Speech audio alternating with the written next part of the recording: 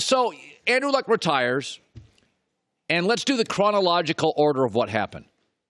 He retires, people boo, he holds a press conference, people like me defend him, and then now comes the second wave of reactions. Steve Berline, 18 years in the NFL. 18 surgeries in the NFL, football at Notre Dame, from California, played in the NFL, now a broadcaster and a very good one. He came out yesterday. He didn't like, and by the way, this takes guts because everybody's petrified of the Twitter mob. Everybody is so PC now in sports that if you have an opinion that's contrarian to the Twitter movement, you get crushed. And Berline came out yesterday, a guy with 18 surgeries in the NFL, and he goes, I'm a huge Andrew Luck fan. Always have been. But I can't defend or justify no scenario where retirement's indefensible. To do this to teammates, organizations, fans, NFL 2 weeks before the season's not right. I love the guy. This is going to haunt him. Okay, he needs his team, needs him to make a run. I know rehab's tough. I had 19 surgeries, 8 over 2 years. It sucks, but he owes it to his team. It's just a lower leg injury. It will heal. Just give it a chance. If it doesn't, walk away from it this year. The millions he walked away from affects only him. The decision affects the team, the organization, the fan base, the entire NFL. All had invested in him for this year at least. Walk away after the season. Okay? He needs, his team needs him. Okay, so by the way, I appreciate anybody on social media who's willing to have an opinion, right or wrong, that doesn't fall right in line with the masses because it's so PC and everybody's petrified to get run over by the avalanche known as Twitter. First of all, I'm good with Luck's retirement because of the circumstances surrounding it. Therefore, I can justify it even with really bad timing. Obviously, it'd be way better in April to do this right before the draft. Of course, the timing wasn't perfect. So to me, circumstances make this retirement okay for me. But I will say this, and I read this the last 24 hours. I heard all sorts of people saying, who are we to say this and who are we to do that?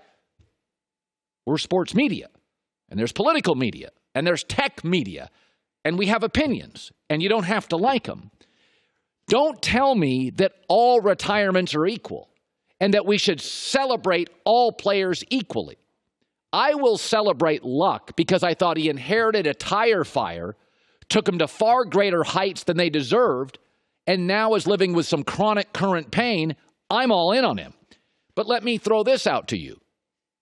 Kansas City, Patrick Mahomes gets to the Super Bowl. They're playing the Philadelphia Eagles. And Patrick Mahomes, Saturday night, retires saying, I can't take the stress. I am mentally exhausted. We all good with that? Leaders do not bail on the infantry heading into battle. This is why you ask when you draft a quarterback about mom and about dad and about family and about cousins. How will you handle the money? How will you handle the stress?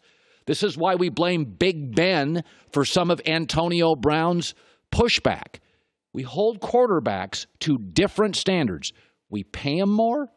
We ask more brutal questions in the draft process. This is why. Not all retire. If Russell Wilson, Joe Buck calls the World Series for us, and Joe Buck calls the Super Bowl for us. One of the reasons, and there's thousands of great play-by-play guys in America, one of the reasons we pay Joe that is we know 4 minutes before the first pitch, he's not going to go, I'm freaking out. I can't do this. You pay for a lot of things for quarterbacks, not just he's got a big arm and wow, he can really run. You pay for maturity and leadership and toughness and guile and mettle and durability, and sometimes you don't get an A+ with all of those. Andrew Luck's retirement is justified based on what he inherited, what he overcame, and what he is now dealing with.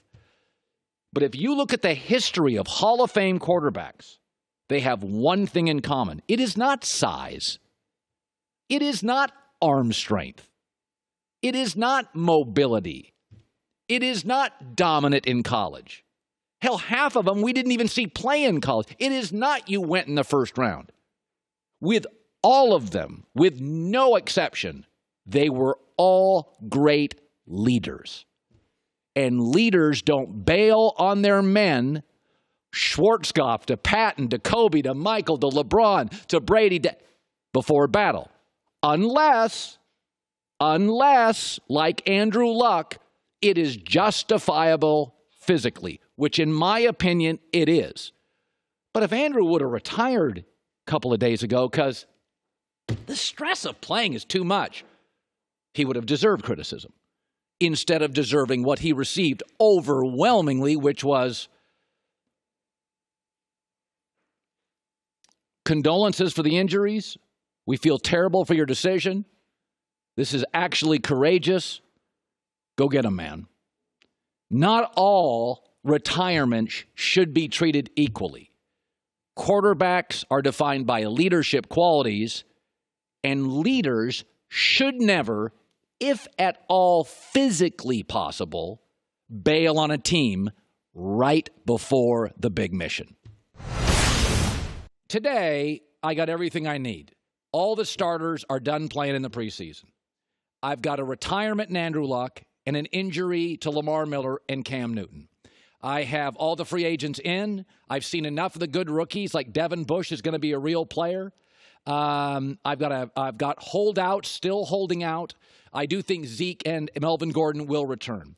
So to me today, hold me to these predictions. These are my NFL predictions. Now, I always give myself a day or a one change going into the season, and somebody else retired. But by and large, what I'm going to do for the next 7-8 minutes, maybe longer, these are my predictions for the NFL season. So I got all the information I need now. None of the starters are playing anymore. I don't think we're going to get any key injuries. I mean, the Jets' offensive line, the starters haven't played any games. So, people are just resting their people. So, John, here we go. Let's start with the NFC first. All right, NFC East. Philadelphia wins it at 11-5. Dallas battles to the end of the season for the playoffs at 9-7. Giants, I still think if Eli starts, you've got the third best quarterback in the division now at 6-10. And Washington's in a tweener year at quarterback. I have them at 5-11. I do think Washington has some real players, and I like Jay Gruden. I just think this is a bad spot for him. Listen, Philadelphia, when Carson Wentz returns, in my opinion, should be the favorite in the NFC to get to the Super Bowl. They have a very good owner. Howie Roseman's perhaps the smartest GM in the league. Carson Wentz is a special talent. By year 2, he was in the MVP race like Patrick Mahomes. Doug Peterson has surprised me, his ability to step into this organization and win big games. O-line, D-line, full of talent. Now, I do think by next year, they're going to have to start drafting on the O-line again. They're getting a little long in the tooth. They do not have superstars in the running back, but like New England, just a lot of dudes everywhere. Let's go now to the NFC West. I'll take the Rams to win it at 10-6. San Francisco to be a very competitive 9-7. Seattle 500, 8-8. And Arizona a wildly entertaining 5-11. Let's start with the Rams. Listen, they've got Todd Gurley is going to play less. And I do think they're getting old on the offensive line. This could be Whitworth's last year. There's a lot I like about them culturally.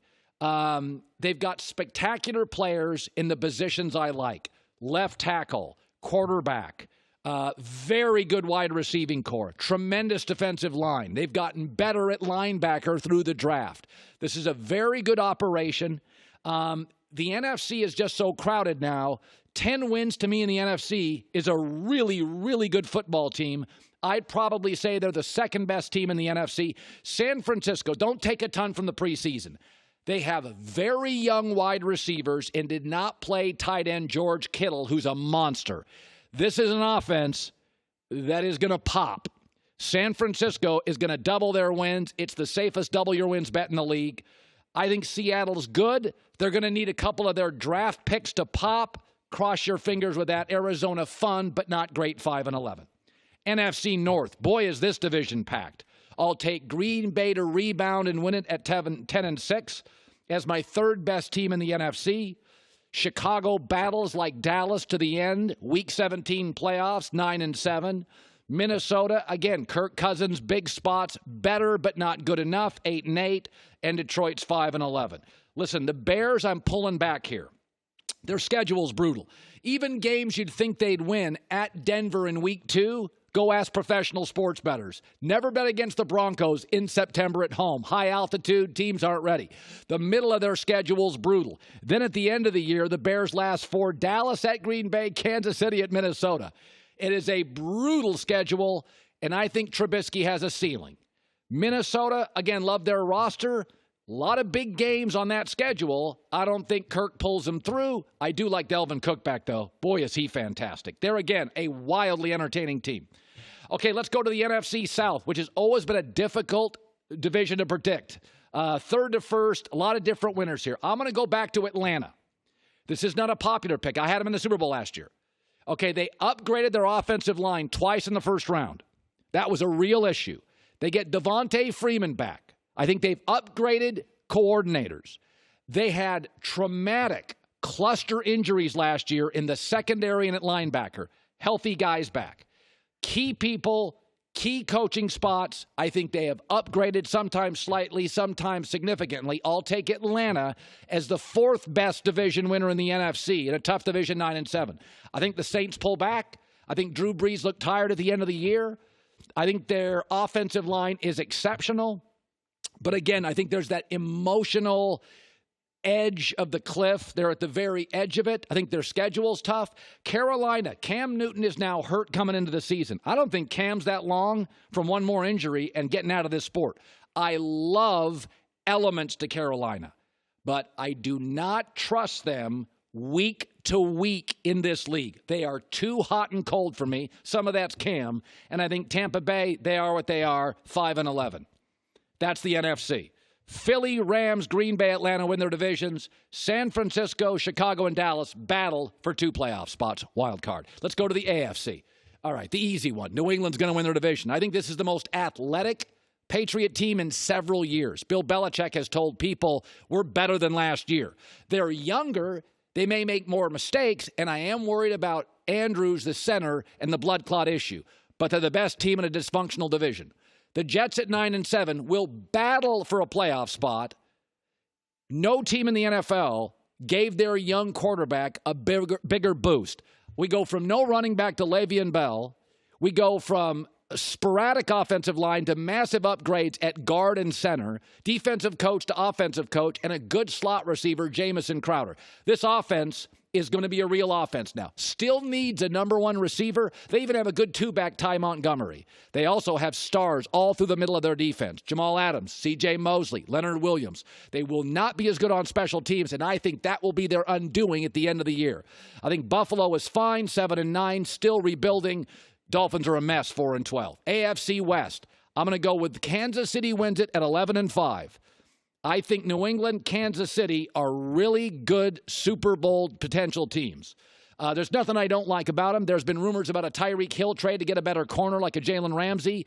Regardless, I think the coach, the GM, the quarterback, the offensive line, I'm in. Chargers, pull them back to 10-6. I got a holdout and Derwin James injury. He's the best athlete on their defense. I don't know if he's their best player. He's their best athlete.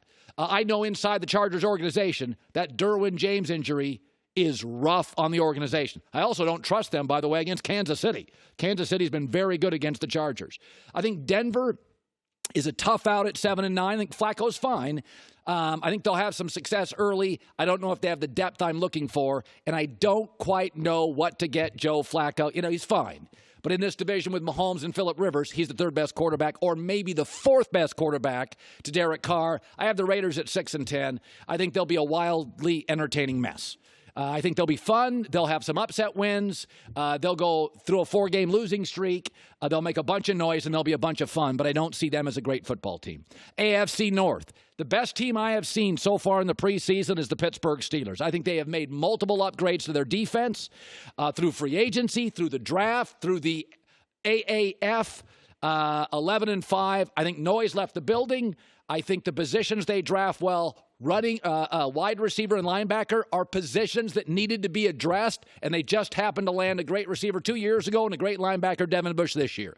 Cleveland 9-7. Like the Jets and the Chargers, will be battling for a playoff spot late into the year. I have concerns about their offensive line.